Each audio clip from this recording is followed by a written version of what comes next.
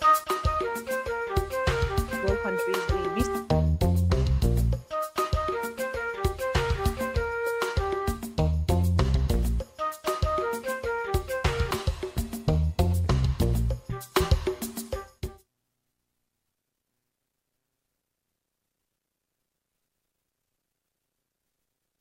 Good evening, good evening.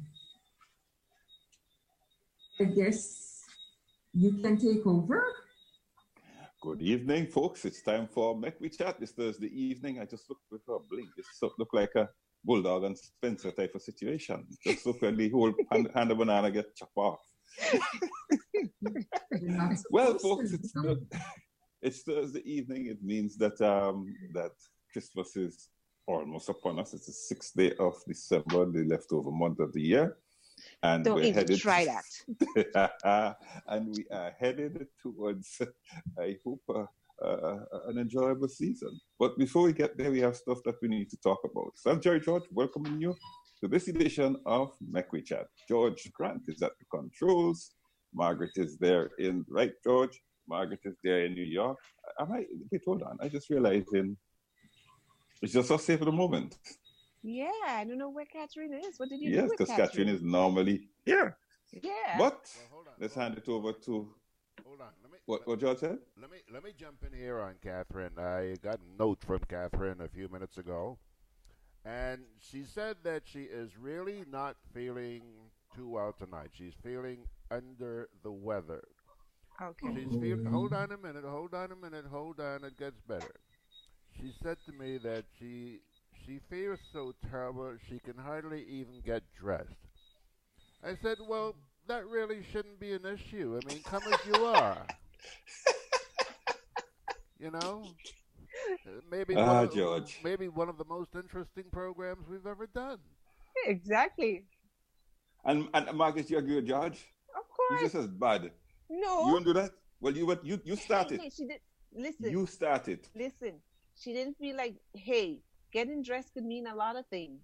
You know, it could be dressed to the nines. It could be, I just want to feel like a jeans and t-shirt thing. We are men. We don't know all of them kind of complicated things. You see, you all in your one-track minds. You know what I mean, Beverly? That's it. You understand? Anyhow, while you guys debate, excuse me while I have dinner. You know what this is?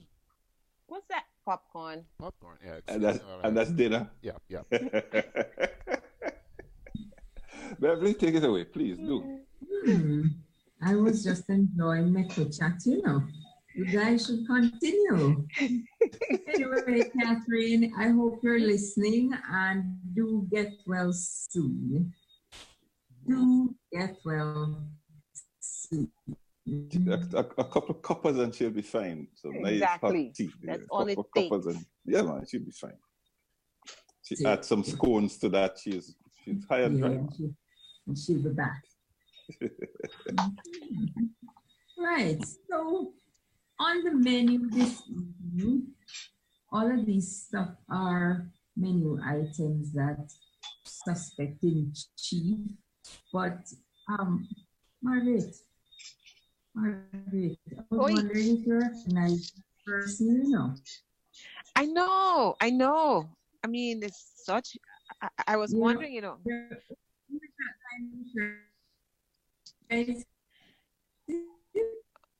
Oh, Beverly, you're breaking up. But when I came on, you recognized me right away. Though, ask me for Beverly. I did. No, you didn't see me jump back. I didn't. That. I did not. Yes, I did. All I knew you kept asking me, where's Beverly? Where's Beverly? Because I wanted to identify the person that was there. Oh, you now understand. You people are just such scandals. Right, so we have a lot of things, because last week he was supposed to be here to talk about the ECCB introducing the digital dollar, and he wasn't. So this evening, we will have him give us an update on the GoFundMe account for teachers. Right. And we will also have him give us a little background and update on the election petitions saga in St. Vincent and the Grenadines. And we will also have him give us a review on some of the things that were discussed at the CARICOM heads meeting. Really? All of that for me? But of course. The rest of you go to bed. I'll take over from here. We will also look at the ongoing industrial dispute in Grenada. So there you go, Mr. Suspecting Chief. I mean, the rest of you could go to bed. You know, come on, Bev. He expects to go AWOL for all of these weeks and just come back and sit here and not do anything. I mean, you're lucky we haven't docked that day. You better come up to docked. I was about to let him know that his pay will be duly docked. Exactly. We have noted the days he did not turn up. Which dock? Dry dock. Oh, dry dock. We have noted the day he did not turn up, and that paycheck is on a ship sitting on a dry dock. Exactly. Exactly. Let him know. If you expect to be paid when you didn't work, you make a sad mistake. Doesn't happen. You have a right to withhold your labor, and I have the right to withhold your paycheck. Where you guys live? So we live right here. I don't know where it's here. In the real world. Because all of a sudden there seemed to be a very pertinent point of conversation in recent times. Is it? I heard Alan Basinski talking about the Disneyland in Grenada, you know? The Disneyland? Yeah, the Magic Kingdom. Yes, there's a Magic Kingdom here. And we can speak as we speak because none of us here go to that Magic Kingdom. So when we talk with reality. Yeah. So where is this Magic Kingdom though? It's just above where George lives, you know. It's called Mount Welldale, where there is this sparkling white building with columns, and it's made for a special group of people. You probably have fairy godmother and glass slippers to go in it. Oh, they don't kill me. Please don't. Because we live in the real world, we can talk this way.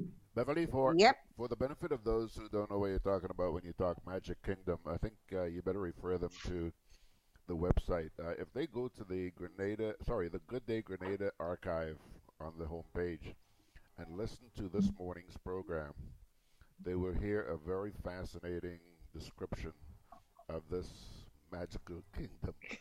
I mean, nobody in the world does it like Alan. Nobody. I'm telling you, he has it. He has it. He really has it. Go check it out. Grenada Disneyland, I tell you. So. Alan, it's too much. I usually agree with a lot of what Alan has to say. He just has quite a unique way of getting the point across. But right. Makes sense. Yep. Absolutely makes sense. Yes, so that's what's on the menu tonight. And I think we should jump off with CARICOM, CARIGO. Yes, we should see where CARICOM is carrying us going this time around. Well, you're right. Where indeed are we going? Because we seem to be on some kind of American. Wait, no, it's Disney, all they say? Some kind of merry-go-round in truth, because quite frankly, I think all they must know something that you still know, because CARICOM had a meeting this week. It was one of the intersessionals, specifically to deal with the trade and the single market and economy. And would you know that coming out of that meeting, CARICOM has decided to have a new declaration. It's called the St. Anne's Declaration on just a second, let me find it for you. The St. John's Declaration on the CSME. On the CSME. Now, sometimes you just have to smile because really and truly, how these things go, you just don't know. Anyway, they met, and the whole point of this meeting was to try to bring the whole question of the CSME back on track. I think the CSME fell off the track once Prime Minister Grenada left office, because he was the lead person for CSME in the quasi cabinet of CARICOM. And ever since he left, I don't know that anybody has paid any kind of attention to that whole thing.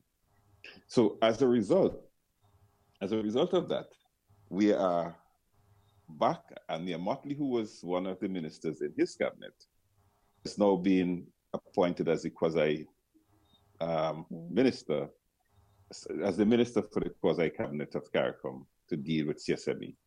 So she was, as they went to the meeting in Trinidad and Tobago, that's where they said they were going to pay attention to all of this. Some very interesting things have been put onto the table. The first of which I probably would say is that they're now really asking every country to take the question of the CSME and do what the countries have to do. Now, what does that mean? It means that when they go to these meetings and they have an agreement, they have the agreements, oftentimes it is because the national countries do not carry through on the arrangements. And by and large, you cannot really flog the national country because they're sovereign countries. Although when they go to the meetings, they sit there, they sit in caucus, they will say the same thing. And I've said this a couple of times this week, and I'll repeat it. I have been to CARICOM heads of government meeting. Speak to the guys when at the meeting, agreeing to stuff, right? 2 weeks later, you call them for follow-up, and they will say, well, since I've been back, I have constituents, I hope you understand that I represent people and I have to know what they think. And so not so fast, or something of that nature that they will tell you. So this is what has happened with a lot of the decisions that have been made at the CARICOM heads of government. When they go back to the individual countries, nobody carries them out and they just languish.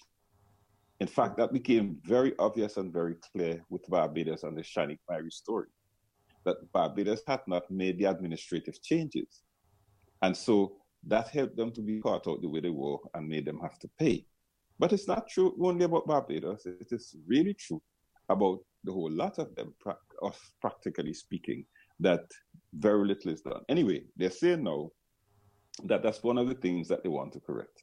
They want to correct this issue of each country taking the lead and going full pelt with what they have to do.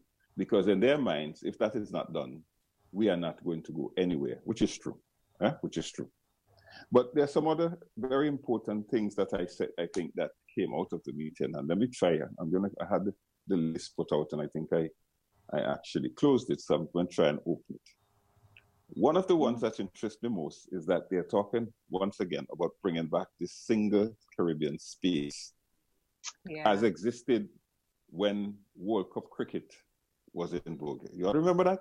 Oh, I did love them days. Mm-hmm. I did really love them days. When you're traveling, once you arrive at a place, you're in. You go everywhere else, man, you just go. Right. Mm-hmm. But we did that because the ICC told us that if we wanted to have World Cup, that's what we had to do. They weren't going to put the people who came through all of this foolishness. They were not going to do it. And so we did it, but we put it under sunset legislation. So once the period was finished, that was the end of the story. And that is where we are today. Anyway, they say they're going to look at that again, and with the intention of bringing it back onto the table. They give themselves, they didn't actually give a time frame for that one. I'm trying to find. Hold on. I think I'm looking here. They say they have a special session on air and maritime transportation at the meeting. That is in February. Right. Yeah. So they're taking that to the intersessional meeting. You're right. To the intersessional meeting in February. All right. I don't know why I'm not finding. I had it open here all day. Anyway, so that's another one. The other thing that they have said that they reiterate, which means it is something that should have been that way, is that now when you get a CARICOM skills certificate, you ought not to be required to get one in each country that you go to. So once you have cleared the requirements for CARICOM skills certificate in any country, you're supposed to be able to walk with it to any other CARICOM country and use it. And I have never understood why that has not been the case. But then again, I have understood it because really and truly, it is because each of these countries wants to make revenue out of the the getting the certificate. So they said, they reiterate that from here on in is no longer necessary. You are going to just get one certificate and take it from country to country. So stick up in there, Jerry. A question for you on the skills certificate, right? Is there a unified curricula across the board, or does everybody just develop their own program for qualifying someone? Because, you know, one can, you know, raise that issue as to that certificate and how valid it is. So what's the deal with that? How does that work? Yeah, but CXC is the exact practical everybody agrees things. Yes, Margaret, it is the qualification for the certificate is across the board. Yes. Because the skills areas are very specific. So, and I think the UWI is really the benchmark that they use for most of these certifications. So if you say you are a teacher, I don't think teacher is in the pool as yet, so let's not use that. If you say you are a university graduate, then you have to show and prove that you're a university graduate. Because university graduates en bloc are accepted to move across the region in whatever field.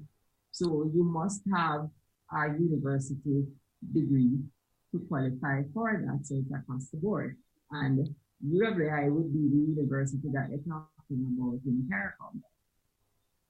So, and if you say like a media practitioner, then you must have the qualification to show.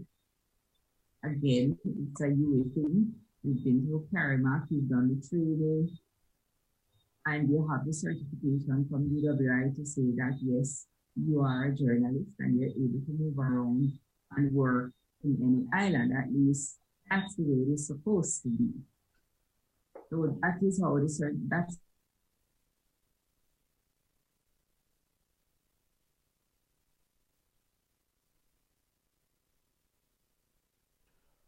Are you frozen, guys? Beverly? Wow. Everybody is frozen solid, like a rock. Whew. All right. Yep. I have not seen this one happen before. I've seen a lot of weird things happen before, but we've never seen. Barber security officers, they're now being brought into a judge. Right. Hold on, George, you back? You were saying something? Yeah, I mean, suddenly all you guys were frozen there for a minute. Now you were the one frozen. No, you were frozen, but we were fine. Frozen. I was looking at you guys as being frozen, and you know, up until that point, the internet was working beautifully this evening. And well, now, okay, it's back now. It's back. So yeah, because I saw the broadcast interrupted pop on the Facebook page. Yeah. But it's back to normal now. Okay, guys. So continue with your dialogue, trialogue, quadrilogue, whatever. Yeah. So Margaret, they're now introducing these new sets of workers, agricultural workers, beauticians, barbers, security officers. These are now going to be the ones who are entitled to move freely and to seek employment within the community. Now, we know that the community is lacking these plus plumbers, carpenters. Look at Grenada. Grenada had to admit that they had one project, right, going, and they couldn't find sufficient people to work on that project. In terms of skilled persons, carpenters, masons, plumbers, they couldn't. So when we put up the barriers to stop countries that have these skills, it's crazy. For example, I know for a fact that many of these islands provided skills to build out Trinidad and Tobago in the olden days. But all of a sudden, because of independence, we're stopping each other from moving about. Not only gain, you see, oftentimes it is seen that these people are gaining employment, they're taking money. but these people are bringing development to the countries to which they go. You know, if you look at it, that the money, then you've missed the point. And every time I hear them talk about these state jobs, I have to just stop at it. If someone goes to a country and applies for a job, a vacancy, nobody's in the job, so where are you taking it from? Exactly. No, well, the attitude is that you shouldn't really just be able to do that because you're from outside. Right, so you're not taking the job from anybody, it's a vacancy. And when someone has a vacancy, they're looking for someone who can do the work to fulfill the vacancy. Absolutely. If you are hired, it's not because you come from a different country, it's because you are the best qualified candidate for the job. Except the situation where it's jobs for the boys and political appointments. You're hired because you are seen to be the best candidate for the job. And that is why most employers will, because if it turns out that you were not what they're looking for, at the end of they replace you. They replace you. Yes. I have a business establishment. I'm not going to hire anybody based on nationality. I am hiring the best person for the job. So absolutely. If you believe you want to be the person hired, make sure you're the best person for the job, because the nationality not going to come into play at all. Sorry. Stop. So the skill certificate should be accepted across the region, but I personally know of people that have had to get up to 3 certificates. Yeah, I know people like that myself. Doing the same job in different countries, the same type of job in different countries. And have to go through the same process. Through the same process. And nobody has taken this to our famed CCJ? And that's the problem. You hit the nail on the head, because somebody should really have done that. Right. But our people, for some reason, seem shy of doing things like that, because that really should have been a matter for the CCJ. It's that is part of the Treaty of Chagramas.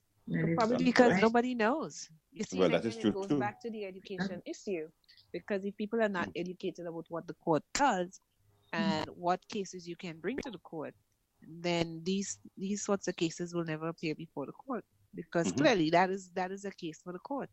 It is a matter. Exactly. But again, it's a reflection of the poor leadership and lack of leadership in our region. Exactly. We don't hear issues like the CCJ being discussed in our Disneyland, in our House of Disney, or in any forum where the leadership of the country needs to speak to people or discuss things. So people don't know. And well, someone like me, if I go to a different country to work and they ask me for a CSME certificate, we're going CCJ, because I'm not applying for none. I'm not paying for none. I have already, and it is supposed to be good anywhere in CARICOM that I go. That is what the treaty say. So you can come tell me different and tell me about your domestic law. And whatever your domestic law say, we have a treaty that we agree to. Yeah. And that's what CARICOM National should do.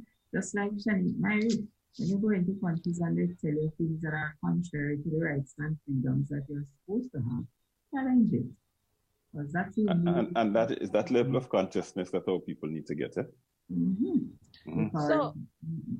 So another question for people who are living outside of the region, Caribbean nationals living outside of the region and wanting to come back and work. So how do they acquire that particular certification? Is there an exam that gets done? Do they have to go through training again to get this, or what? How does that work? I'll tell you a situation I know. Personally know a Caribbean national who was living in Canada. And she came to Grenada, was here for years. She had her skill certificate because she's a Caribbean national, so she came and applied for it. And one day on the job, people from the Ministry of Foreign Affairs literally went on her job and kicked her off her job and told her she couldn't work here because she's not entitled to a certificate because she has a Canadian passport. And that was one hell of a color balloon. The short of the story is that she had to go and get a Jamaican passport. She was a Jamaican. She's a Jamaican. She had to go and get a Jamaican passport and then reapply and get another certificate with that nationality being the nationality that she used. Oh, okay, got it. So even though you're a Caribbean person and you have the nationality that you're using.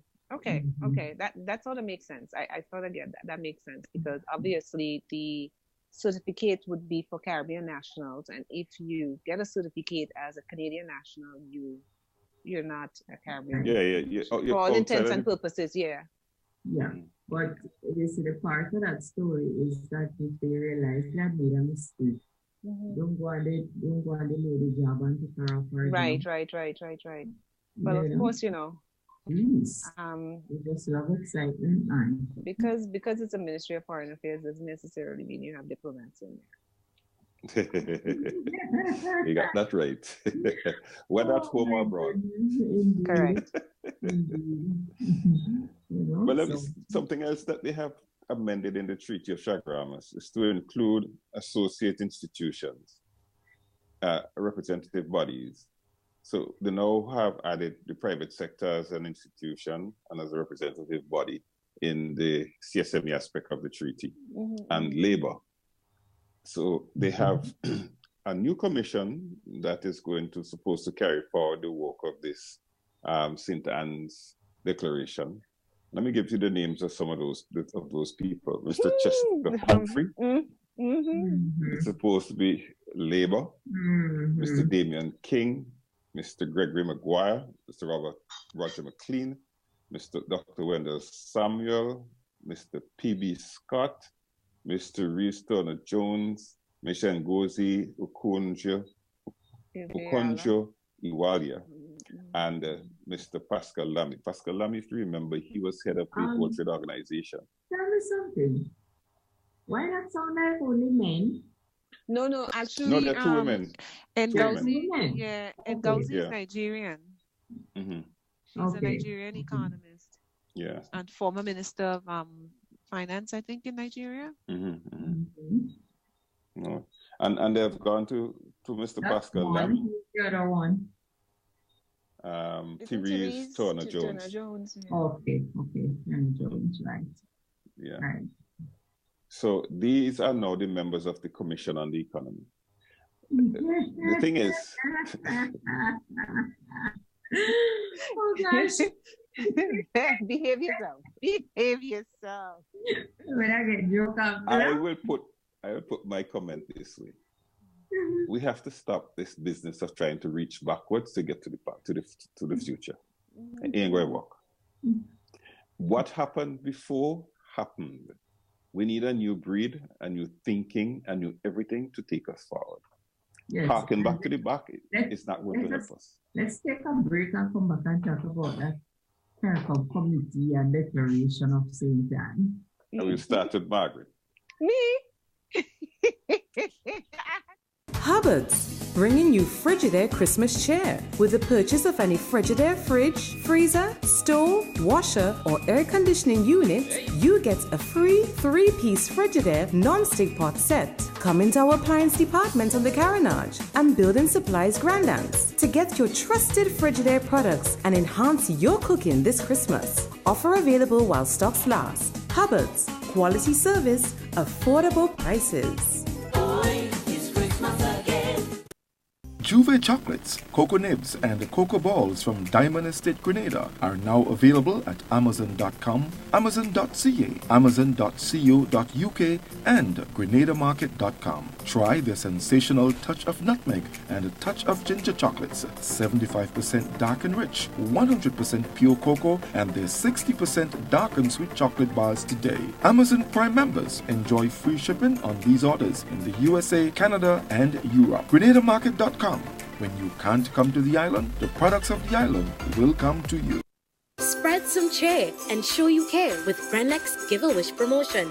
Do you know someone who has had a challenging year and deserves some good fortune, or a worthy cause that needs extra support? Grant them a wish this holiday season with Grenlec. Just pay your bill in full, then write their name, address, and phone number on the top portion of your bill. Add your phone number and drop it into the wish box at any of our Grenlec customer centers, or you can enter online via our Facebook page. 15 customers will receive a $500 electricity voucher for giving a wish to someone who deserves it. And 15 winners will each have their wish granted, valued at up to $1,500. What's more, 230 lucky customers will win $75 electricity vouchers. Spread the cheer this year with Grenlec's Give a Wish promotion. Visit our website or Facebook page for more information. Terms and conditions apply. Promotion ends December 21st.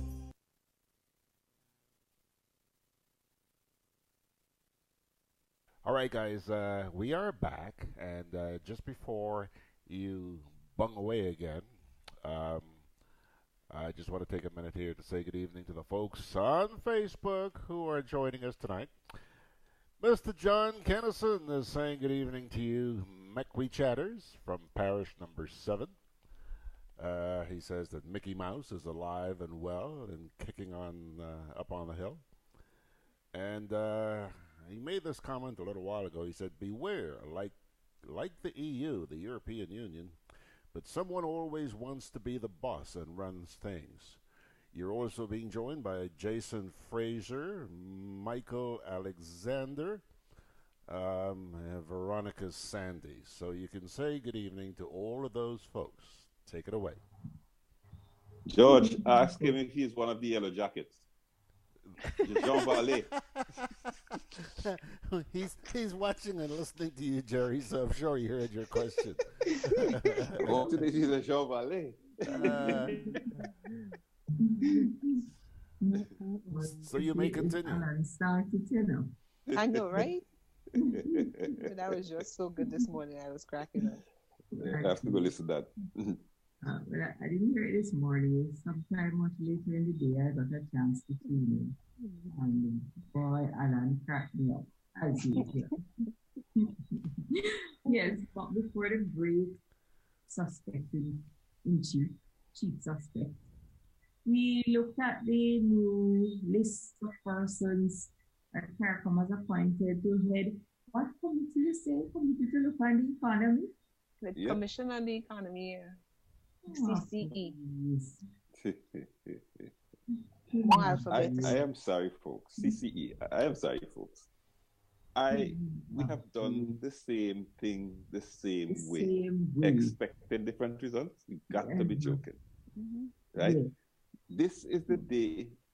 Who are this committee here speaks to the issue of technology, which is what is going to transform our economy.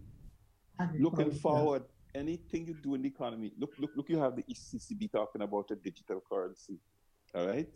We have to put people here who are forward thinking, who understand where the economy is going, not where it was. We're trying to fix an economy by thinking about where it was. It ain't going, sorry. We cannot reach back to the past to fix the future. Let me tell you, those names that I hear there, I can't say I am 100% familiar with all. Yeah, I'm not familiar with all of them. But for those that I'm familiar with, I would say these are the people who should be looking to provide maybe a little advice and give some historical context to what a bright, new, young generation should be doing. I mean, in other words, just saying they should have the institutional memory. Exactly. Because them people cannot CARICOM go nowhere. No way. No CARICOM, way. right. Well, there's one person there who may have some knowledge of technology because she is on Twitter's board. She was appointed to Twitter's board. Oh, who's that? The Nigerian. Okay, well, very take it back then. Is that the case? That is why I put in my disclaimer that I'm not familiar with. Yeah, I mean, as I said, I don't know the other people, but when I saw that name, I kind of like dropped it in to kind of like look up who she was. And yeah, so she obviously comes with some credentials and clearly has some experience in dealing with, development issues. Okay, I could say more about that, but I will leave it there. To say this. So that is great. And Margaret says she's a Nigerian. What is her Caribbean connection? I'm not saying she shouldn't be there just because she's a Nigerian. But since this is CARICOM and regional development, blah blah blah, etc., etc. What is her Caribbean connection, which qualifies her to sit on that committee and understand the culture, the Caribbean culture. We wanted a whole court because the court understand culture. So.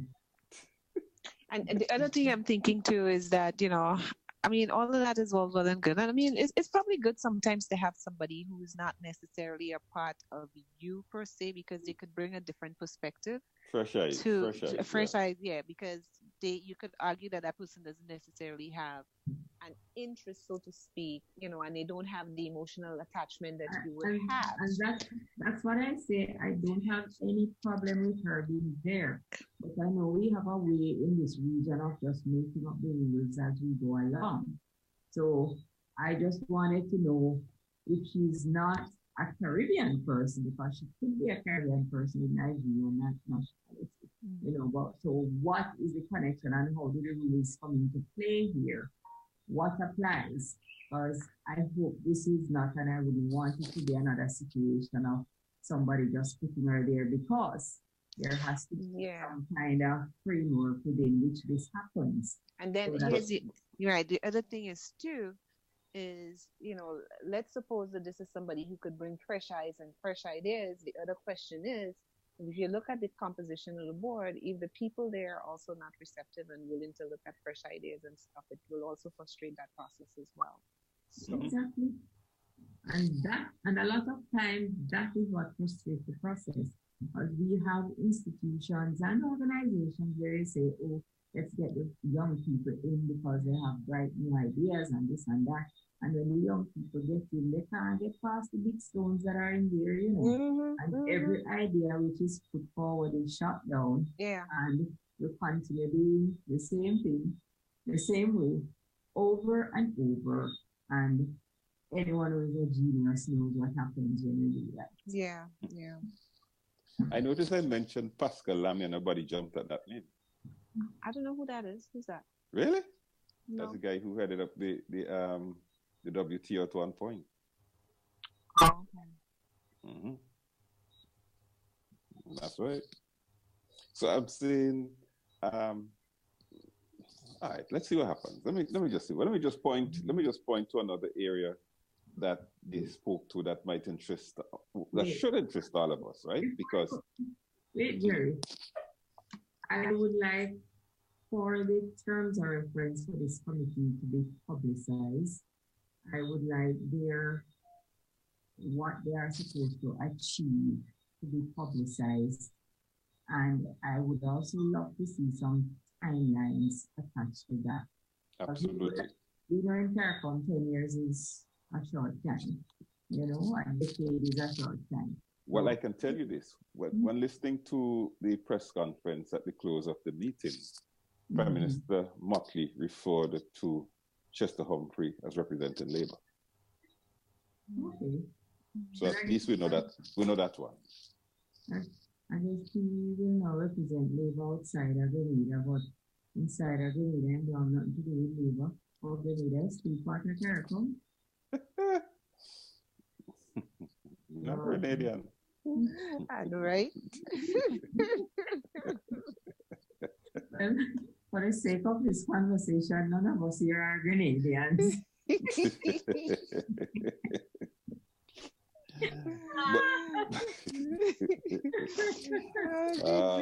guys are terrible.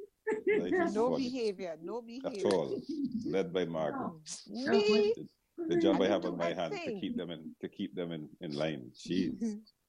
I can, and well, I'll probably leave that comment until after we finish. Look at everything CARICOM put on the table and what is being recycled and what's being renewed, and if there is anything actually new. Well, what I'm going to mention now is one of the new things. We have agreed to work towards having a single security check for direct transit on multi-stop intra-community flights. Language, we have agreed to work towards. You didn't say that is new, did you? I didn't hear that. You did not say that is new. Yeah, I have never heard them say this part before. On the specific issue of the single security check, no. This for me is new. I've never heard them make this claim before. This is new, definitely new. It's not a new thing. Yes, it is. In terms of security check, it's new.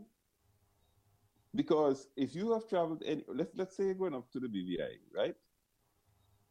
Leave anywhere on. If Trinidad, so you have to stop off in St. Vincent, then you have to stop off in Antigua.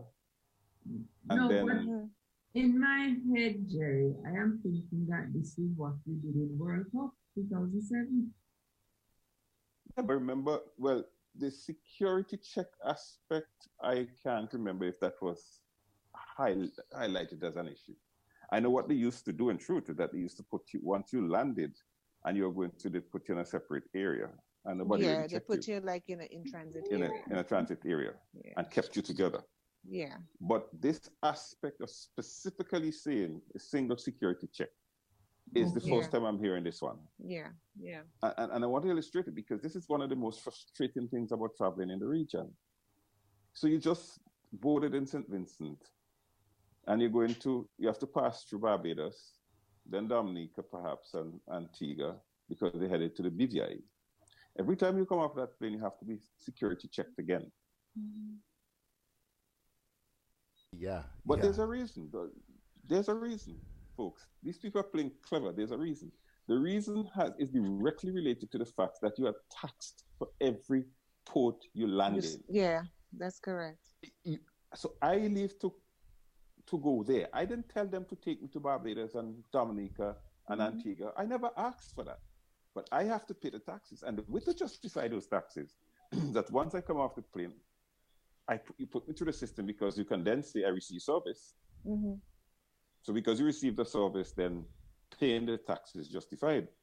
If you notice that the CDB called upon this government for the last 3 years to take the taxes off the airfares, none of the governments have spoken to that issue, not one. Oh no, they won't, because that's their little thing. Yes, a little bit. That's their cash cow.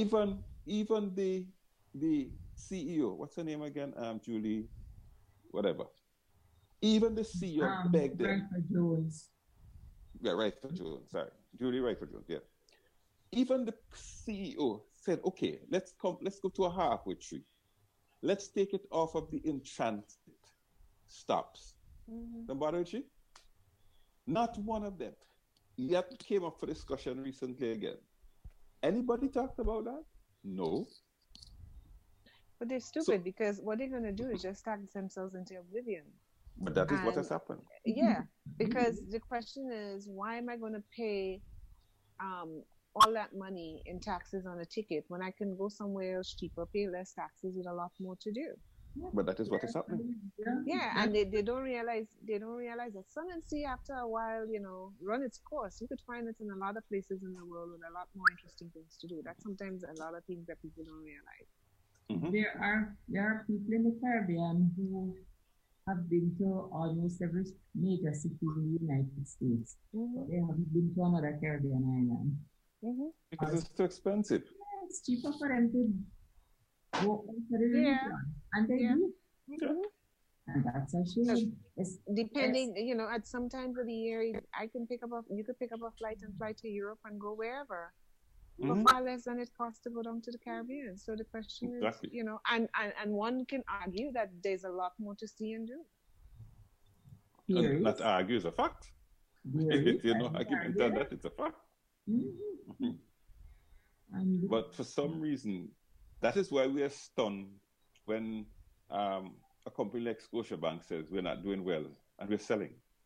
Because we're accustomed to have things that are not performing financially and keeping them going.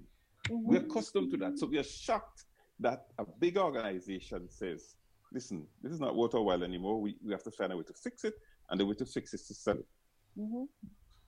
We just feel, and it is the only reason that is happening is because we have taxpayers' money that we can bank on to have freely to keep it going. Because if you were running a real business, we couldn't do it. That guy, I like the guy who said from I think it's the UK, who said, if the average man does some of the things that government does, he would be in jail. Exactly. No, I'm serious. He'd be in jail, but governments can do it. Yeah, because in our region, they are not held accountable.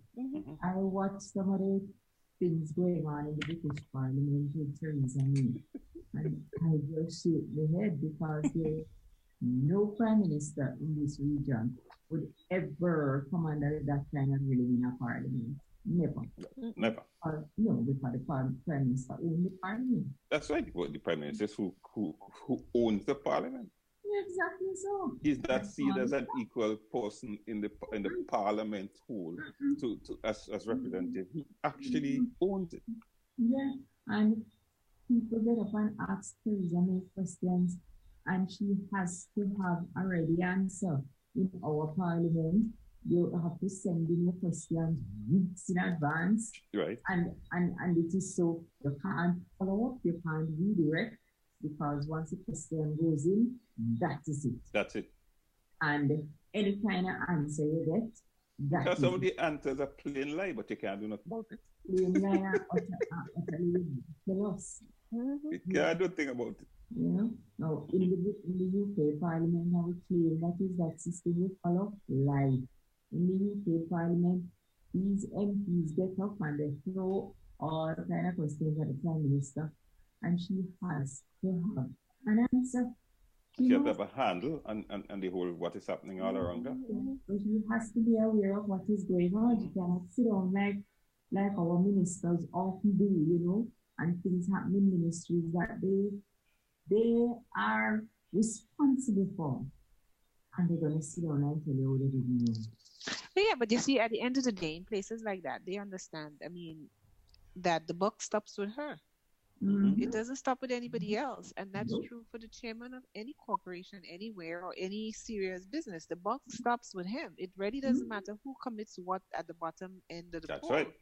He is responsible. And look, like in some not in the Caribbean though. Look in places like Japan and thing, it's not unheard of for people commit suicide and stuff and do whatever whenever something happens in the company and they fail because to them it's a failure, and so they take responsibility and they commit suicide.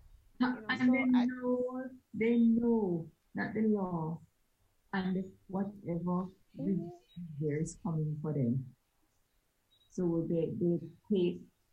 And they don't handle humiliation easily. Those people have not been taught to. They don't. But you see, in our neck of the woods, we just say anything goes. Yes. As you say, we know, we like it so. Nobody is held accountable. I would like to see the day when a government official is held responsible for something somewhere in the Caribbean.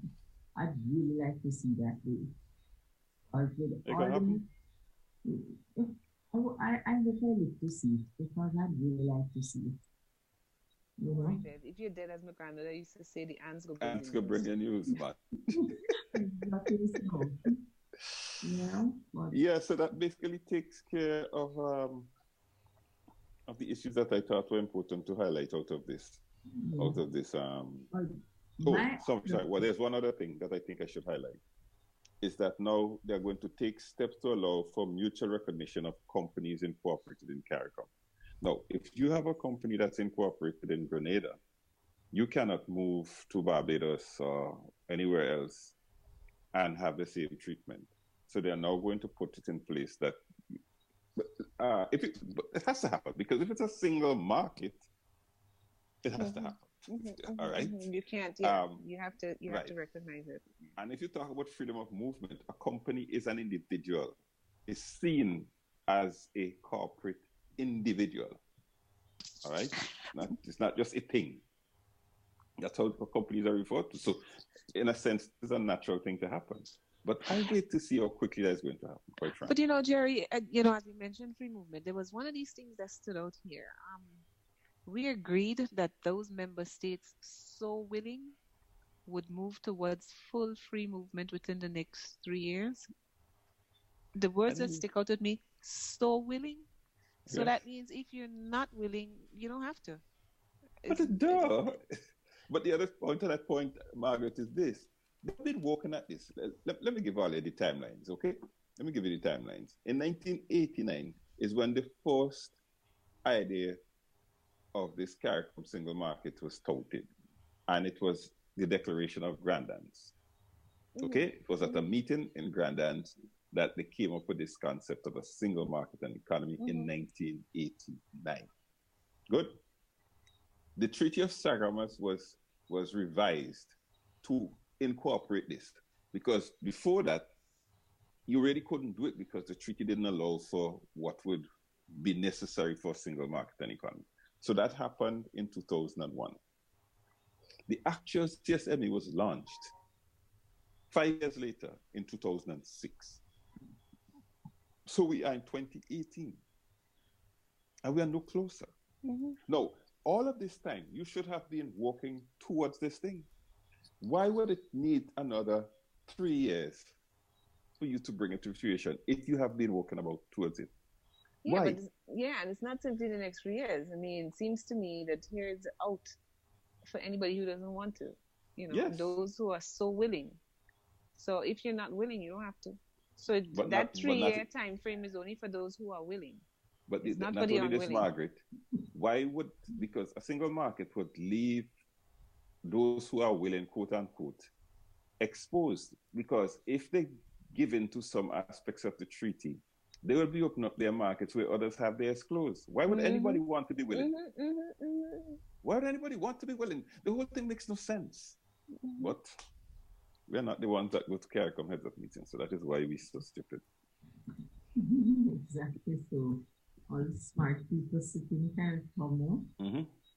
But one of the things you highlighted in that report was that Prime Minister Martin said, these things are supposed to happen. What was the terminology she used? Something to the effect like right now, but how much of these CARICOM treaty declarations can actually happen before they are implemented in domestic law? That's the other thing. Well, they said, having said that, hold on. They spoke to that issue too now. Let me see where. We will complete legislative and other arrangements in all member states for all categories of free movement. So on the issue of free movement, they have made a commitment that they will make the necessary legislative arrangement. Now, if you and I know how quick it is to pass laws in these countries, you could wait. Exactly. Law is the slowest thing that happens in each of these countries. Taking stuff to Parliament is never simple. So, wait on that one too. CARICOM declarations never seem to bear any fruit, because a lot of what the leaders say is what people want, it's what the region would love to see happen. But right where the words drop in the halls of CARICOM and the CARICOM meeting, that's where it's stuck. Yep. Yeah. So this committee, which is being put in place, should also have responsibility for implementation, to go from island to island and keep the pressure on to ensure that the local politics does what it is supposed to do. Or maybe they need a soca Sanders to go around and leave the man alone. He was up here last week, Yes, I know. Yes, he was up here last week. I know. Man is my neighbor. Okay. Woo, still get cussed.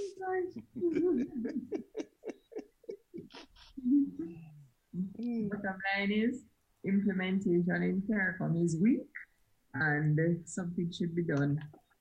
Remember, Golden did a study. Former Prime Minister Golden did a study when the new Prime Minister of Jamaica took office, and he wanted to see where CARICOM really was. And that was a big thing that he spoke about, that CARICOM does not implement.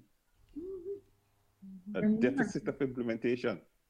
Can you imagine the number of studies and reports and documents and stuff that CARICOM has on its walls? Can you imagine the amount of minutes, the number of minutes from meetings and decisions that have been taken and never implemented? Now, that would be, I would love to spend some time, a few weeks, a few months, in that room with all of those documents. Some of them. And see all some of the things that we should have done that we haven't done. Right? Now, we use resources bad in this region, and then we complain about why we are where we are. When we are the ones who put ourselves here. Exactly. You know? Yeah. So the other, we're just 3 minutes away from our next break. So we're gonna leave our other topic until we get back. And that topic, you know, is the elections petitions in the beautiful island of St. Vincent. Why are you trying to affect my mood? So we can continue to look at CARICOM, or if you want to throw anything else in the mix in the meantime. I know, right? Maybe you want to use the 2 minutes to give a brief update on the GoFundMe account, which was initiated last week. Well, we have basically started to put the account together. The problem lies in needing a U.S. bank account, because even if we tied it to a PayPal account, because of the rules in the Caribbean, we'll not be able to get cash out of it. So that's the hurdle that we are at the moment. We need somebody who has willing to have a bank account to be able to facilitate that. Yeah, and we're working on it. But everything else is basically a thing. Yeah. Dr. Antoine, who initiated it, has put some things in motion to deal with the account. Yeah, because they need to, and you have to withdraw the money within a certain time. Right. You know, and once you start the withdrawal, then what happens is that as fast as money comes in, they automatically send it to the bank account. Yeah, because I did that for a drive we had not too long ago, but we were looking for a little bit of money, so it was okay. Right, so that is where that is, and it's gonna come. We expect that in a few days at the most. Okay. It should be up and running, and people will be able to go online and donate. But the right. Is to ensure that all the mechanics in the background work, that people have zero, so that it's a seamless process, you know. Everybody wants to go and do it. Yeah. All right, so let's take our next break on Mek We Chat. Why wish upon a star? For a bank is better by far. Whatever you're wishing for this Christmas, we'll give you low interest and no fuss. Co-op Bank is making Christmas wishes come true. Fix up your home, treat your loved ones, and get everything on your Christmas list this year with our no-fuss loans. As we count down the 12 days to Christmas, you can win awesome prizes every day. Special terms and conditions apply. Christmas wishes come true with Co-op Bank and you.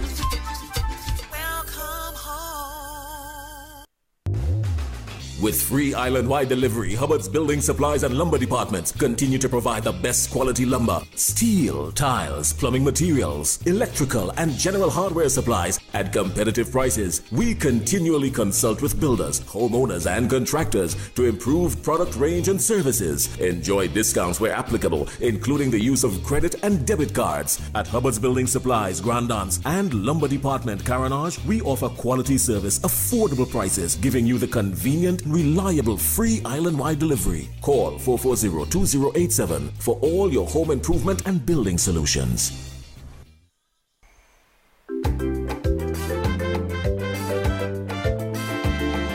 Grenadian General Insurance Company, strength and stability. Grenadian General Insurance Company, tell your friends, tell your family. We cover householders comprehensive, motor and even fire too. Contractors all risk burglary, public liability, professional indemnity, directors liability, and wait, we still have more. Come and find out more what you're waiting for.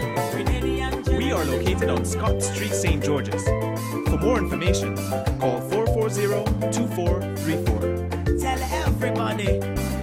Juve chocolates, cocoa nibs, and cocoa balls from Diamond Estate Grenada are now available at Amazon.com, Amazon.ca, Amazon.co.uk, and GrenadaMarket.com. Try the sensational touch of nutmeg and a touch of ginger chocolates, 75% dark and rich, 100% pure cocoa.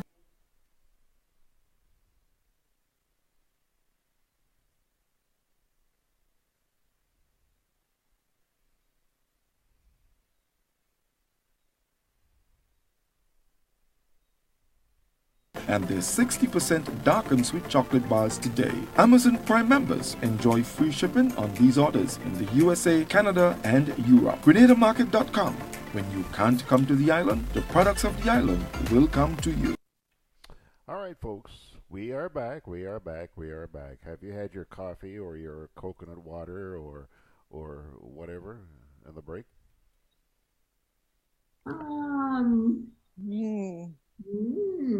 That doesn't sound like what I did in the break.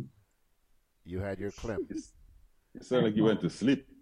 Oh, yeah, that must sound like what I did in the break.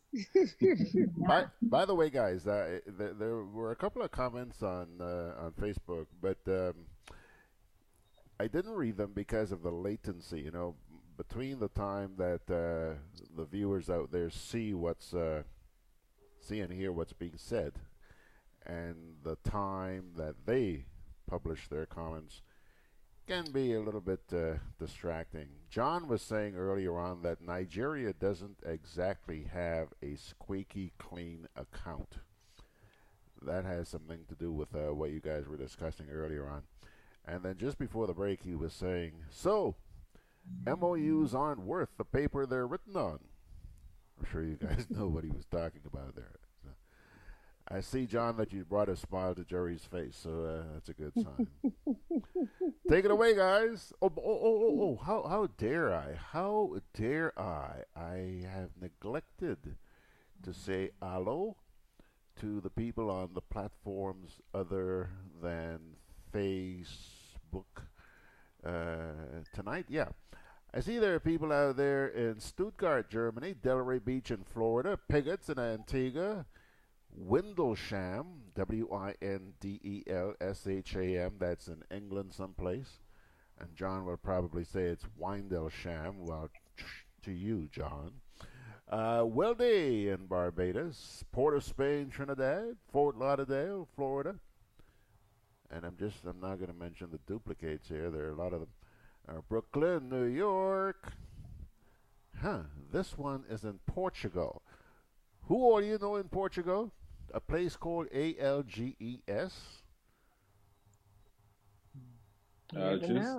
Alges in Portugal. Well, I haven't seen Alges. Well, Alges, nice to have you on board. Thank you so much for joining us. Roseau, Dominica. There are a few people out there in Roseau, Dominica tonight. And, of course, a lot of people here in Grenada who are also listening on the other platforms, i.e. TuneIn and Radio Genre and Radio Garden and, of course, GrenadaBroadcast.com. You guys ready to continue your shindig? Yes, we are. Cool. And where do we continue, madam? St. Vincent's shenanigans. Yes, that's what we said we would do it and we'll come back. I was hoping I missed it. Like 2 years ago. Okay.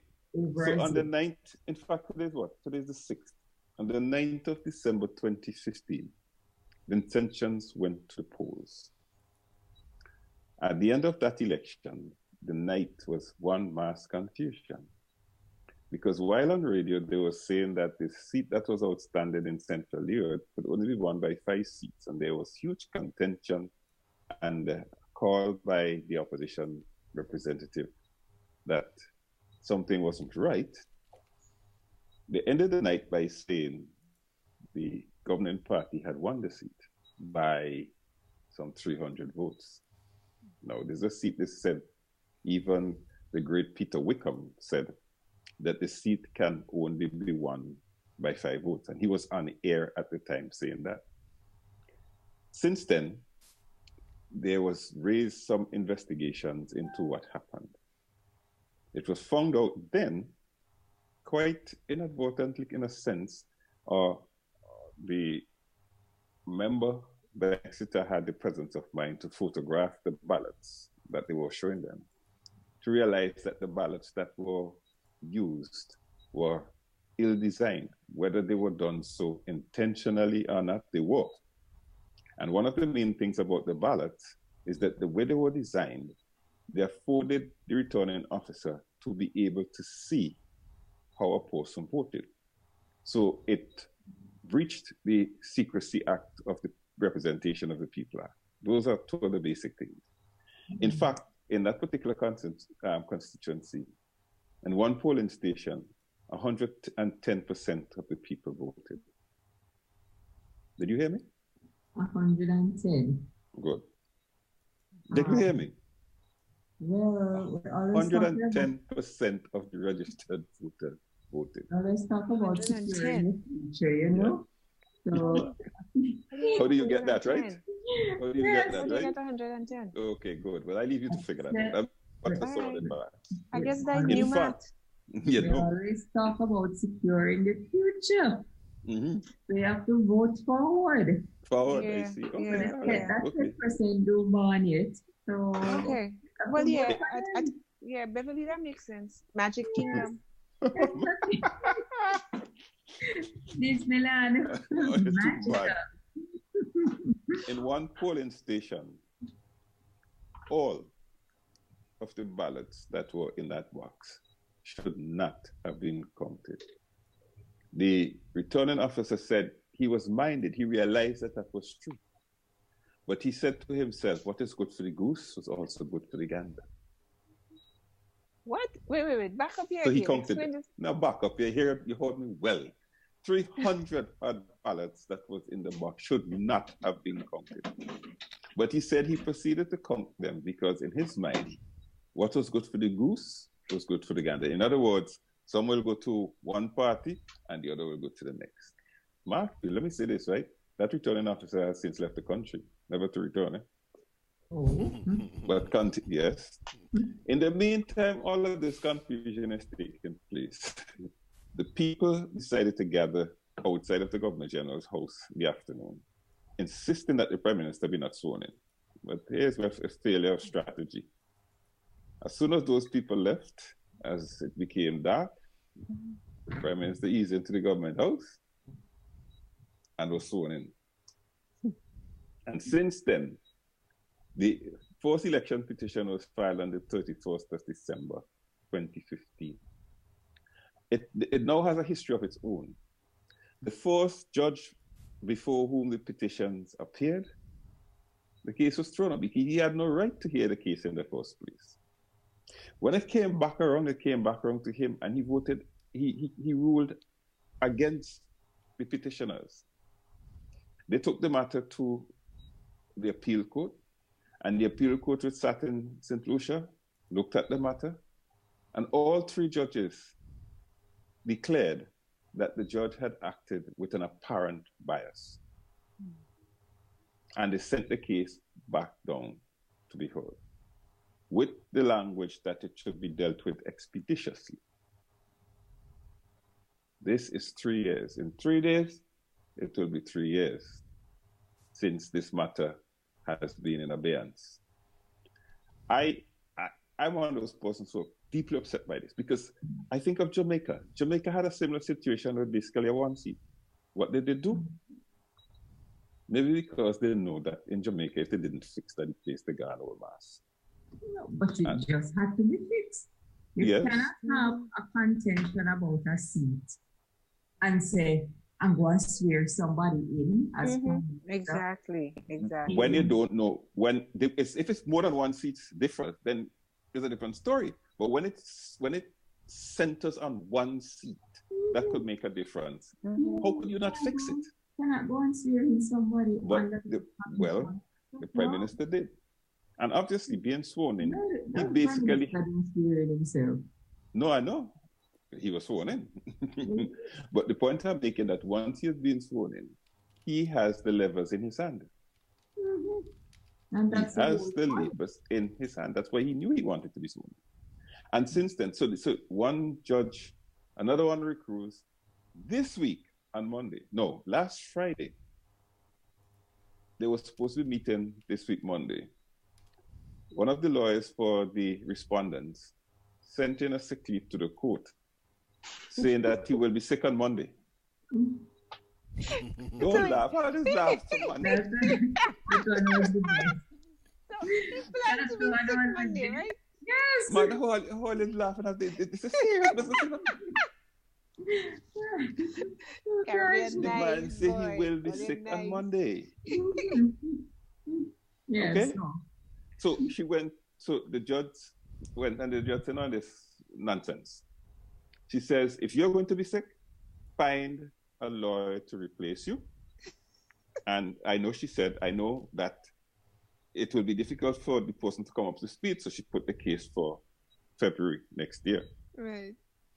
When she went to court, she realized that there were 12 cases in the slot that should have been for the petition.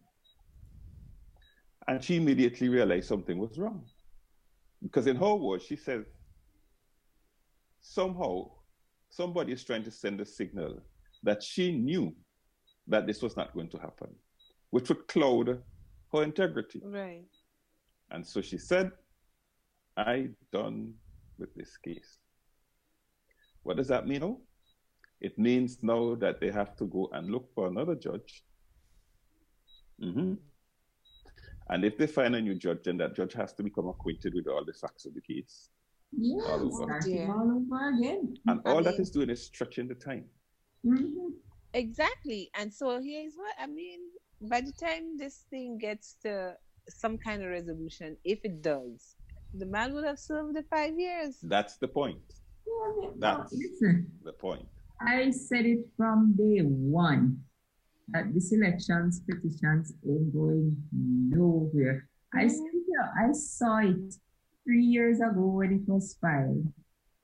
I totally agree with the filing of it, but I said it's not going to go anywhere.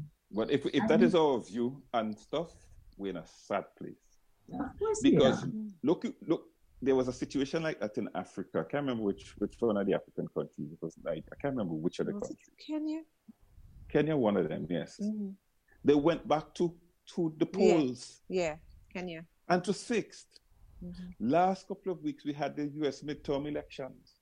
On the day of the election, people were going before the court to make demands of the supervisor of elections. Because it is that serious. If we're fooling around with an election result for 3 years, it means that we're not serious. Simple. And people are upset when you say that. I hear people say now, oh, NDP should just leave that day and go study running for the next election. If you do that, then the what are you really continues, saying? Yes. Precisely so. Precisely so. And it's that kind of weak-mindedness that upsets me. Because to me, that is weak-mindedness. Of course. Oh, leave that now, which is what they want. They want to get people to the point where people are tired of it. But tell them, forget that foolishness. They're going to get tired of. But there's one way to fix for them to make it all null and void, you know. Call elections. Once they call elections, that's it. But you know they're not calling elections. Or they might. They don't want this matter going to court. All the shenanigans that they're trying, they know that if the matter goes to court before a fair judge, they don't stand a chance. They know it. And the end result would be that the government would fall. That's why the other day when a motion of no confidence was brought to the House, between them and the Speaker of the House did all kind of shenanigans not to have the motion of no confidence debated because they weren't sure what was going to happen. It only takes one person to move and the government comes down.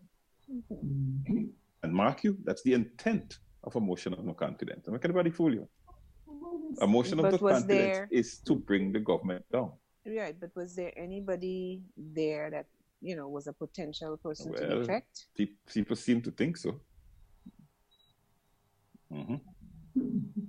Yeah. One of the government side got friends, so the Prime Minister has no right to speak on his behalf. He's his own man.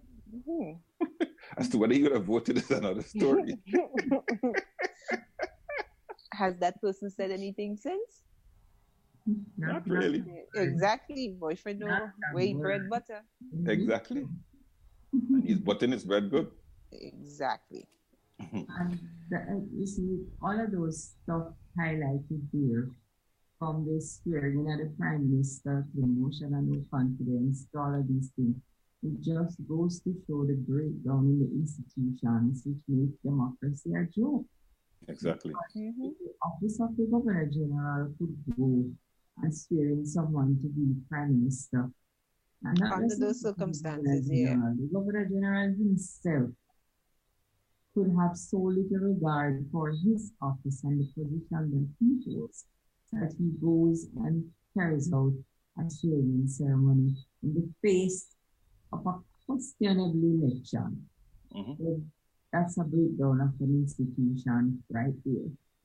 Because the Governor General is supposed to be the last bastion in this case, who should say, no, we can't have a swearing ceremony, we have to do the count, we have to look at the situation.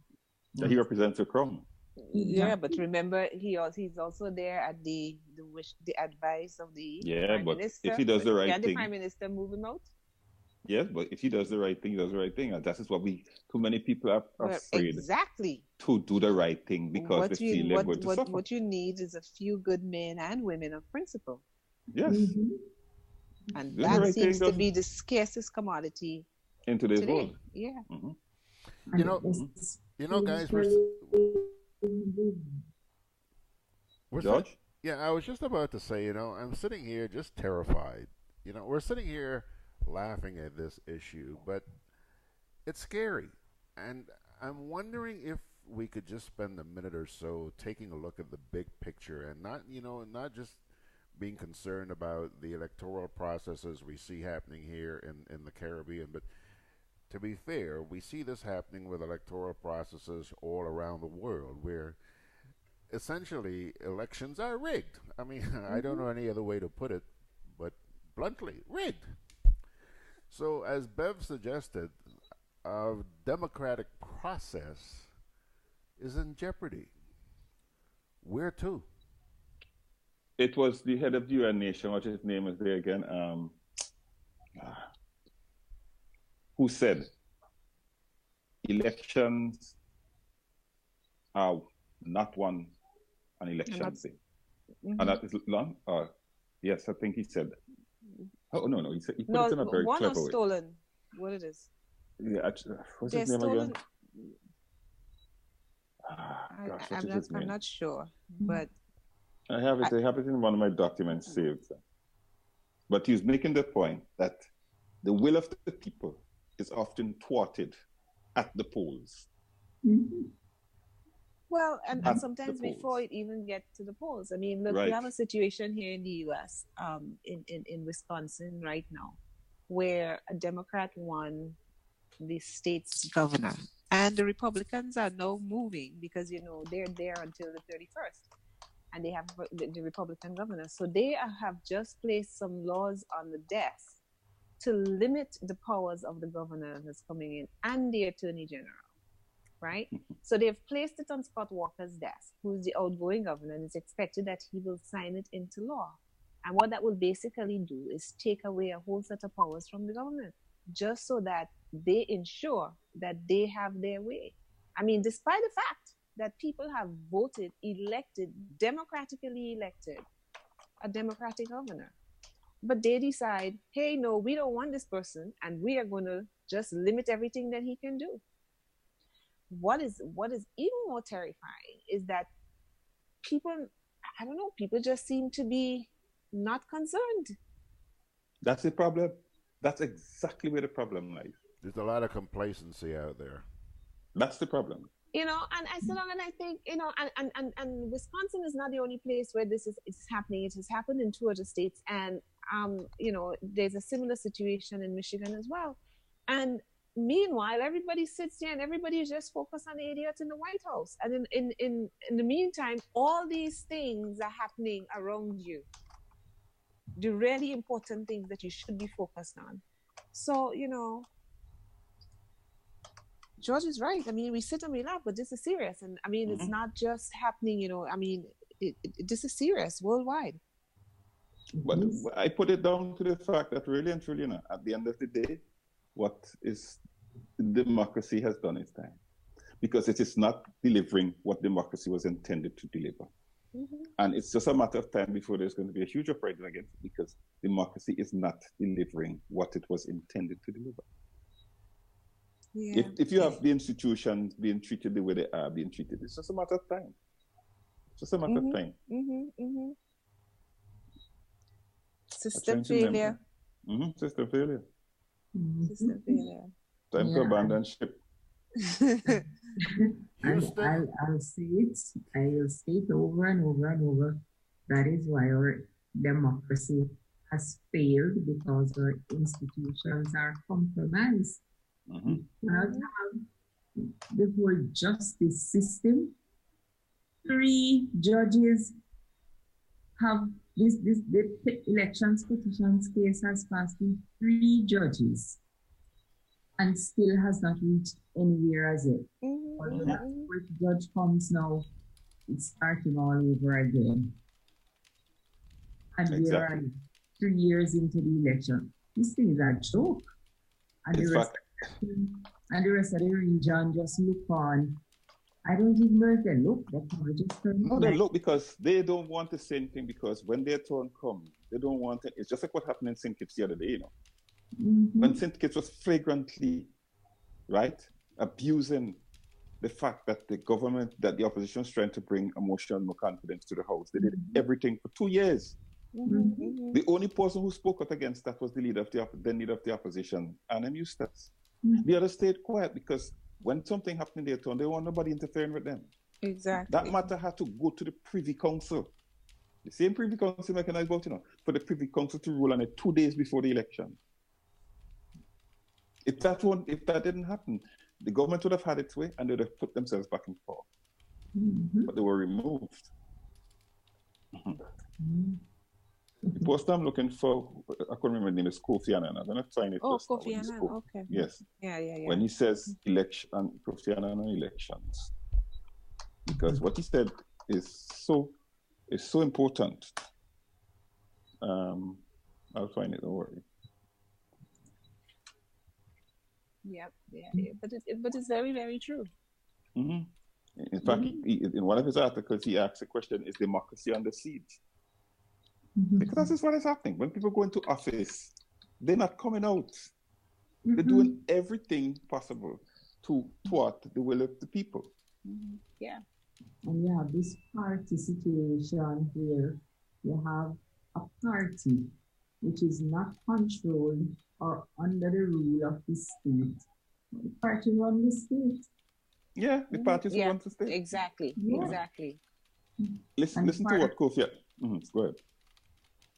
I was just going to say that the party, that the state has no authority over the party. The state does not have any department or any personnel that can go and look into the party and see what it's doing and make any changes or any adjustments. So you have this monster called a political party. which takes over the state. Yep. That's Kofi correct. Annan said this. He's given a speech, the keynote address at the National Electoral Institute of Mexico. He said, elections have become almost universal since the end of the Cold War. Yet in many countries where elections are held, freedom and democracy are actually in retreat. Intended as mechanisms for the peaceful arbitration of political rivalries, they frequently become flashpoints for political violence. At the core of these paradoxes are elections without integrity. All too often, elections serve merely to give autocratic regimes a veneer of legitimacy. But elections without integrity cannot provide the winners with legitimacy, the losers with security, confidence in their leaders and their institution. When I read this some years ago, I said, this man knows what he's talking about. But it's true. It's true. Let me continue. He says this makes policies fragile as it encourages disgruntled group to find other, less constructive channels for the expression of their discontent. In other words, I'm not kidding you guys, and I'm going to say this. I have watched in my time and understood why revolutions take place. I mean, when you have a set of disgruntled people who see a way, I understand it fully now. Yeah, I mean, it doesn't even take any serious kind of scientific study to show why people here begin, to feel they need to take the law in their hands. Yes. Yeah. But no, I was just going to say also, I think that lack of confidence too by the public may also be what lends itself or helps to drive that sort of laissez-faire, don't care, non-participation, because at some point people also give up. And that is what is happening. Many people just think, what's they just what's get the demoralized. Point? What's the point? What's the point? Yeah, they feel like nobody listens to them when they speak, nobody hears them. They do not have a voice, they can't make any contribution to what is happening in the country. Yeah, because nobody's listening. The same nonsense goes on anyway. So what's the point? Right. And then on top of that, if you want to do something to make a difference, you just can't, because the people who control the status quo, they like it so. They love it. Well, they want it. That's what they thrive on.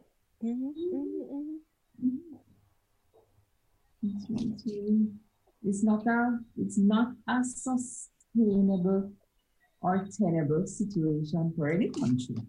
And that is why there will be a revolution, there will be uprising, and the singer Bob Marley, who saw so many things in his songs, which are as relevant today as when he wrote them in the 70s, until there will always be war. Anybody exactly. That song. Until they are no longer first class and second class citizens. Until the color of a man's skin is of no more significance than the color of his eyes. There will be war. There'll be war, yeah. And war is encouraged because war is big business. Yes. People make billions of dollars in war. So it's encouraged. Definitely is. Anybody realistically believe that nations would just be at war day in, day out, year in, year out, if somebody wasn't benefiting from it? Somebody does. No, the world, there's a section of people in the world who do not want peace, do not want equality, do not want justice, and it permeates the land. This thing we call democracy, it does not exist. It doesn't exist. That is probably what lives in the Disneyland, in the fairy tale house. These people. It doesn't exist. It is not real. That's in La La Land, I tell you. La La Land. Very quick, you know, it's 9:30. Yes, we can.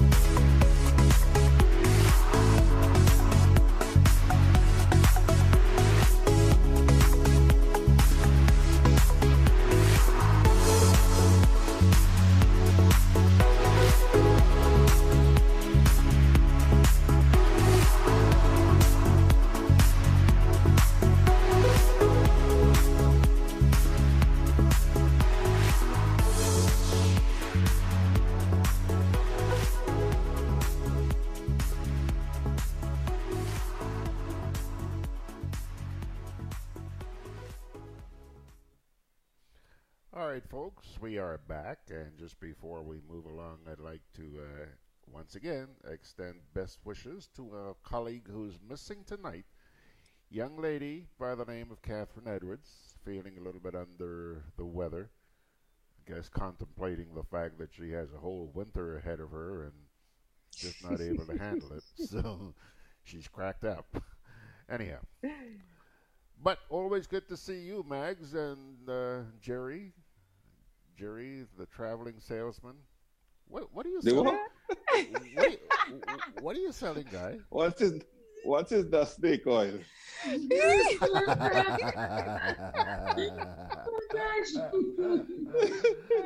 What's his the snake oil? It's fine. No, but your no behavior, none at all. Your absence is always noted when you're not here. But Beverly keeps on holding the fort. I think something we have to do for Beverly in 2019, we have to put together, maybe for the Christmas holidays, and get her a new microphone. You know, she's still... Get her what? A new microphone. A new microphone. Yeah. You know?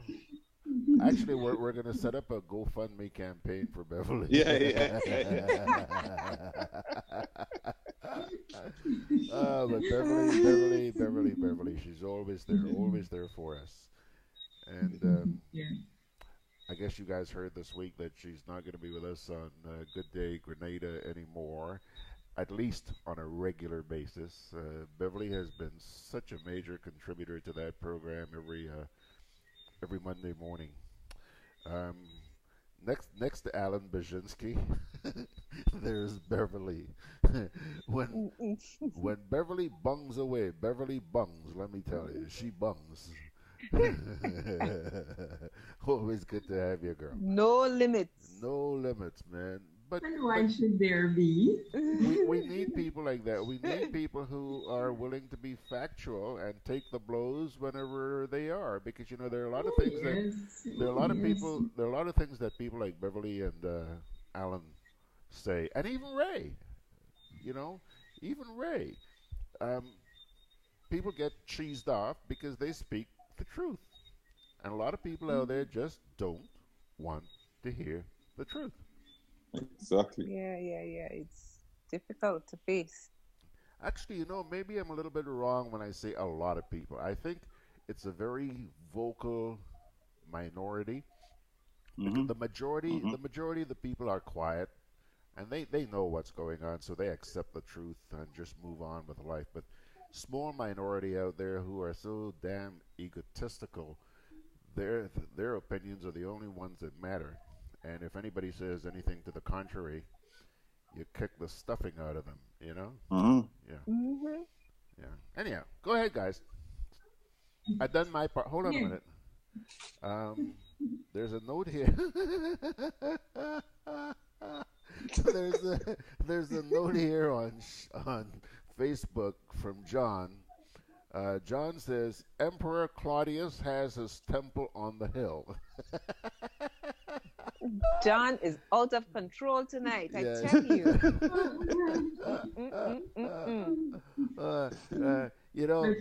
I think this morning I was wondering what it would be like if we could do a program where we have Alan Baczynski, a guy named Anthony DeRiggs. Yeah. Anthony's another one who makes you crack up, really.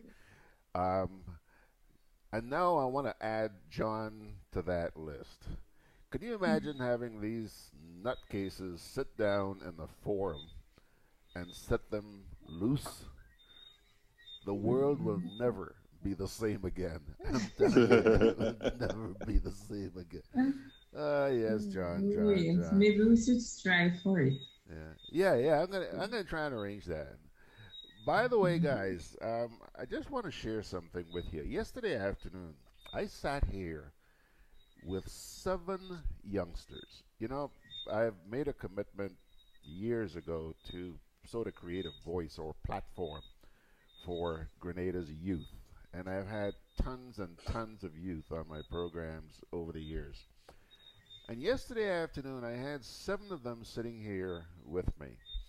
These are youngsters who have no political stripes, but they are extremely concerned about the environment in which we live here in Grenada right now. And I'm not talking physical environment, I'm talking social, political, everything. Okay? Very concerned. And they're hoping to come together and start to show the potential of our youth. And I decided, I'm going to give them a platform to do that. And I also suggested to them that I would talk to you guys about having them on this program at some time to let the world know what these youngsters want to do. They don't want political sides, or I should say partisan political sides. Okay, but they want to make their contribution, and they feel right now that they are just being stifled and frustrated to death. What say you? I believe that has a lot of merit. But when you look at it, this week, the Prime Minister of Grenada was, I won't use the word celebrate, I will say was highlighting that he has been serving as a parliamentarian for 34 years. So someone who would have voted for him, or maybe not for him, but just someone who would have voted the year that he became an MP, if that person had voted for the first time at the age of 18, that person is now 52. A lot would have changed in that person's life. So we have the same parliamentarians may be there, but the population has changed. People are looking for different things. Even though the pork barrel politics still seem to play a big role when election time comes around. You still see the galvanized and the rum and the $50 and the t-shirt and all of that going on. Even though that still seems to play a big, nasty role in general elections. Overall, this segment of the population which do care about the country, the segment of the population that is ambitious, looking for opportunities, looking for things beyond party color, that segment is growing. Because the Prime Minister of St. Vincent at one time had said there are only 6,000 people like those in the society. But that 6,000 is growing. The society is changing. And while there are still far too many people who keep quiet about issues, there are people out there who would want to say something, but they don't want to be associated with any political party when they speak. And because of that, they don't speak. I don't agree with it, but I'm just saying it's one of the reasons people refuse from putting a voice to any social issue or to anything. And that is a part of the problem. Because the more people stay quiet, silence is consent, you know, that is something we learn very early in life. So if you're silent, it simply means that you consent. But the girl wasn't silent in baby at school outside? Pardon me, Jerry? I wanted baby. It's cold outside. She wasn't silent.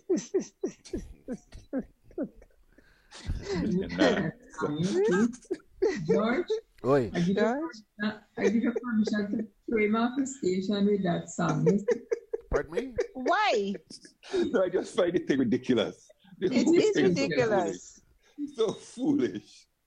It is. George looks lost. He doesn't know what we're talking about. Right? I have no clue what you guys are talking about, and I'm also... Oh, okay, so we'll pick it up. We'll pick it up later, before we leave. Okay. Yeah, before we leave, John, because you might get your station job here. Promise me that you do, because, by the way, John and CARICOM has just put on Facebook here that he's willing to chip in $10 to buy Bev a new mic. You don't even need... This is go. Hey, look, George. This is gofundme. Gofundme. Tell John I say I hope it's $10 CARICOM dollars, because I know in CARICOM, so their money must be more than mine. Yes. Foolish, you know? Oh gosh, I left my dear children. Well, having said that, you know, we need to understand what that statement means. People like me are lost. Oh, no. We have a Minister of Clerical and Petite Martinique Affairs, a woman, a young woman. She's also the Minister of Legal Affairs, Member of Parliament, McLaurin. Right, is her name Pete? Is she that? I'm sorry, I just blanked on that name, folks. It will come back. But she's a member of parliament for CARICOM. And during her presentation in the budget, as you know, the budget was just presented and presentations are being made on it now by, well, the Senate just finished. And during this MP from CARICOM's presentation on the budget, she was expounding the virtues of the new court that has been built in CARICOM. And she said, no longer will CARICOMans, our people, who have to use the ferry. No longer will they have to stand outside in the sun and in the snow. And CARICOM? Yeah. Well, then again, I mean, why do you guys find that so far-fetched? I mean, you know, climate change, poles reversing. And where we say it? Where we say it? No bother. I mean, she was speaking in Parliament, you know, it was the first time I've ever watched a live feed do a pull-up because it's like the feet just pull up and somebody say, did she say snow? I had no clue. I find myself on Facebook and I see people talking about wanting winter gloves and whatever to visit. Like, what they're talking about is when I listen to the woman's speech. She actually said snow. And we were like, well, if the snow we want to shelter from, we didn't need a new fort, so we wouldn't have no problem. So we need an igloo. Sound like you needed an igloo. You understand? And again, it's no wonder Alan said that place is Disneyland. It's only in Disneyland you will talk about snowing in CARICOM. Oh my goodness. So that became a big joke. And you would have seen all the memes and, as Margaret said, all over Facebook and various forms of social media. It just became a big joke. You would see people put up pictures of the big heavy winter boots and say, boy, they're heading to CARICOM for Parang. You know, guys, at one time I used to broadcast every sitting of Parliament, both the Senate and the House of Representatives, and I stopped that since we shut down Chime. Well, this week, just by chance, I decided, you know, let me spend a few minutes listening to the sitting of the Senate. And guys, when you sit and listen to the grammar and the context in which these people speak, I want to crawl under my bed and hide. These are the people who govern this country. They represent you and me? Yeah. These folks can't string a sentence together. They say things they may have heard somebody say somewhere along the way. They were attracted to what the person said. They ain't have a clue what it means, but they decided it sound good, so let me go and use it in Parliament. Oi, oi, oi. Guy, George, are you talking about the upper house or the lower house? Well, this week it was the upper house, the Senate. Okay. Yeah. Those things cannot, listen, those things cannot happen in the lower house because all of them is teachers. Everybody going to teaching learning center. Do not spread any alibi on the Parliament. Beating all heads up, man. You catch me there with that one, really. Everybody going to teach in the learning center, so that cannot be attributable to lower house. So, as long as you say the upper house, let's proceed. you know, when I heard that speech which talked about these members becoming teachers, I shriveled because I have for so long lamented the level of education in this place. And what I'm talking about is every day I receive press releases, especially a lot of them from government, okay? And when you read the stuff that is sent out by these people, you realize just how piss poor our standard of education is in this country. Like I said, people can't string a sentence together. They can't pronounce words properly. And I'm not talking about what is it again? Local parlance and stuff like that. I have nothing against that. We have our own dialect. Dialect. We have our own dialect. That's fine. But these people, to even imagine that these people are now talking about going into schools and teaching, oh God, help us, please. That is scary, man. That is scary. If you take it seriously. Something which George said, George has gone frozen again. Something which George said is just the monkey see, monkey do in the country. Because they are in Parliament, they make some ridiculous statements and say some ridiculous things, and other people just pick it up and go with it. Yeah, exactly. Yeah, exactly. Condolence. So I want to express my condolence. Grenada. Oh yeah. Canada. Canada is a. Somebody is a said that in common thing. Parliament. No, actually, you will hear that a lot. It's a pronunciation of Canada that you hear in Grenada a lot. Canada. So they give a long A pronunciation on the NA part.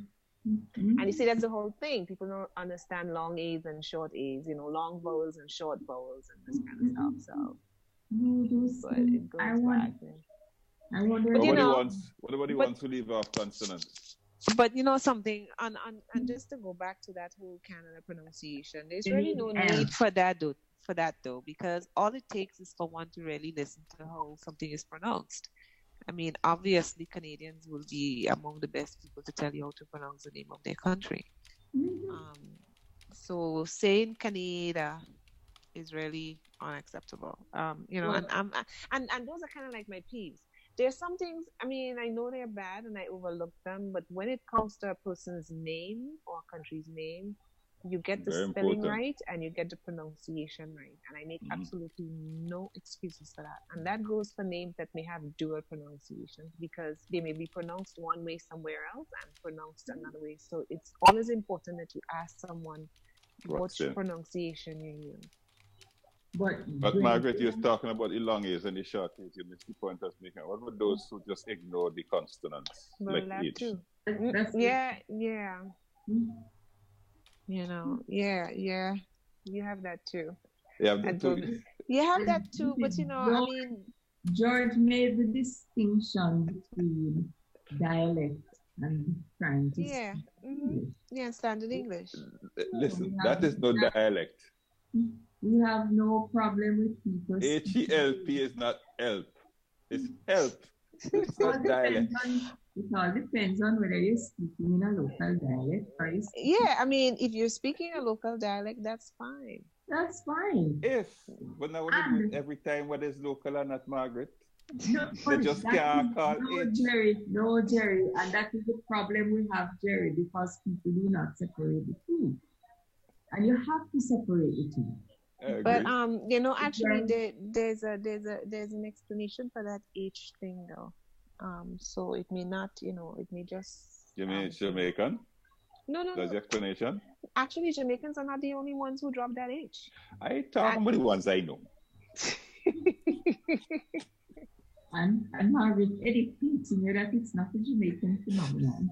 No, it's not. It really isn't. Did I tell Margaret I wanted to be educated? Was she offering services for?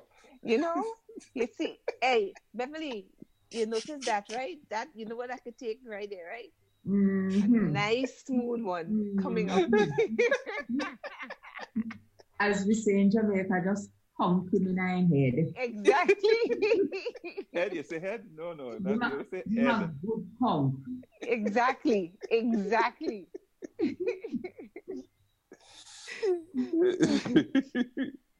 Yeah, but it's a serious thing because the lines have been blurred between English and the local dialect, and you hear. And you know what, Bev? There's nothing wrong with that because one can code switch. And honestly, I have no problem sitting down and listening to someone speaking straight dialect, even if it meant the person was in Parliament and they spoke straight dialect. But if you're going to be using standard English and you're mashing it up, believe you me. No, but Margaret, that's why I say the line has been blurred. Yeah. Because the line between English and the local dialect has been totally erased. So people just mix up the two in one parallel pot. And you can't get a proper sentence in English any more than you can just get a straight statement in dialect, because people try to mix the two, and sometimes you have to do a double take and a triple take and try to figure out what someone is saying. But when they say, where you leave? And you're like, are you talking about did I leave something behind, or are you asking where I am? Well, the thing with that particular pronunciation, that I don't knock. I remember when I was a kid, we used to laugh at it. No, I don't, because a lot of that pronunciation really comes from the French influence in Grenada. And actually, if you go back and you listen to a French-speaking person whose first language is French, and then you listen to their pronunciation of a lot of these words, you would hear a lot of similarities as well. So, like Pedmaton? No, but I am highlighting the problem, Margaret. So if you're speaking in the local dialect and you say something like that, I know exactly what you mean. And if you're talking to me in English and you're saying, where do you live, or what did you leave behind, I have no problem. But when you're crossing between the two, no, Bev, it's not a question, because you see, sure. some pronunciations are also influenced by other influences on the thing, and that, in the case of Grenada, and also in studies that have been done, clearly is the French influence on the language. And I don't dispute that, but you can't make it an English word because it's not. L-E-A-V-E is leave. Yeah, but I mean. But in the local parlance, people use it in a different way, and that is fine.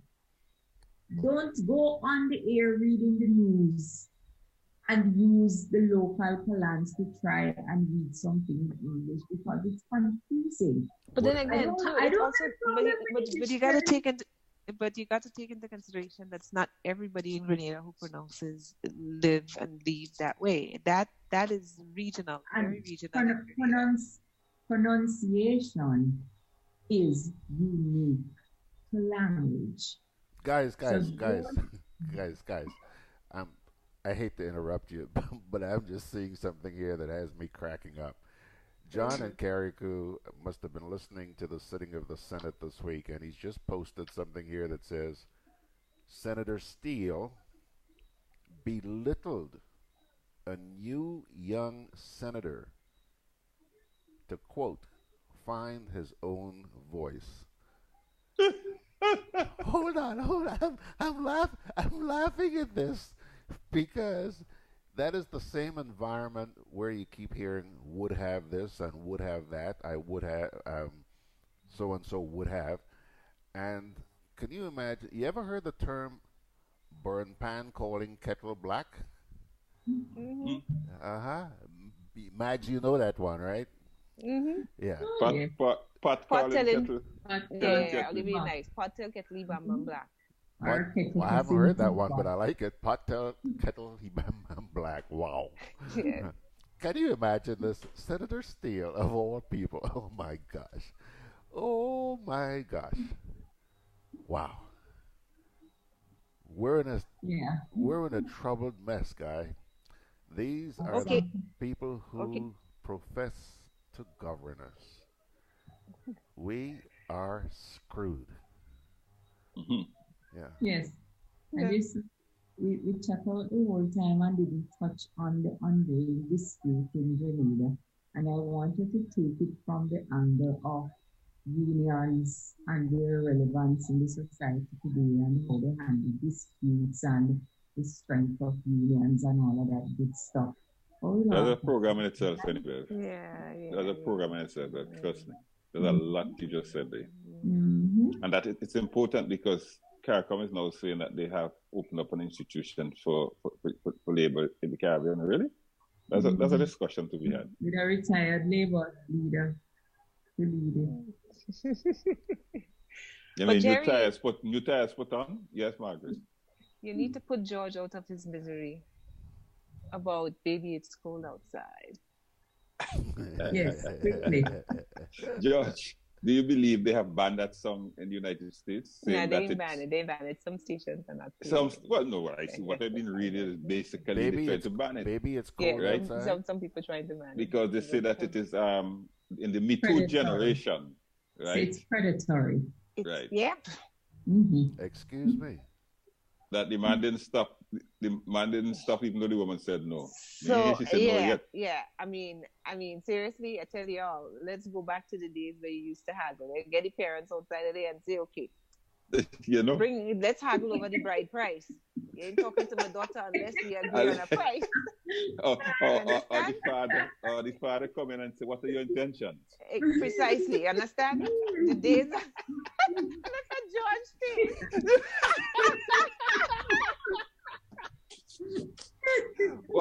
Mister, what are your intentions? So this Christmas season, we will not hear that song probably as frequently or when as really is no it's not played. Guys, no. I mean, some stations have chosen not to play it, but others are playing it, and I think they should. Quite frankly, I mean, come on, this is absolutely ridiculous. You have 30 seconds, guys. No, mark you. This is a song written in 1944. You know.